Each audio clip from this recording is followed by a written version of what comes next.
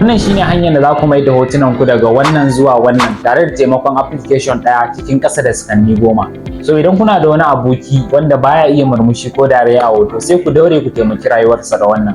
Da farko dai za ku sauke wannan application din, sunansa Hypic, za ku same sa a Play Store.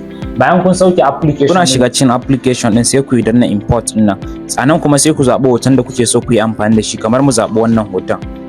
Bayan kun zaɓi wannan hoton sai ku je wajen AI filters din nan, sai ku taɓa kan AI filter, sai ku ja haka har sai kun zo wajen nan da aka rubuta expression, sai ku taɓa kansa. So ga dariya ga murmushi, sai ku zaɓi ɗaya daga cikin nan. Kamar yanzu bari mu zaɓi dariyan nan. To anan zai generate muku hoton kamar haka. To kun gani? Kun ga yanzu ya generate mana hoton from this to this. To da fatan kun ji dadin wannan sabon update din, sannan kar ku manta da yin follow, like da share domin samun bidiyoyi masu amfani irin wannan. Sai mun haɗa ku a next video.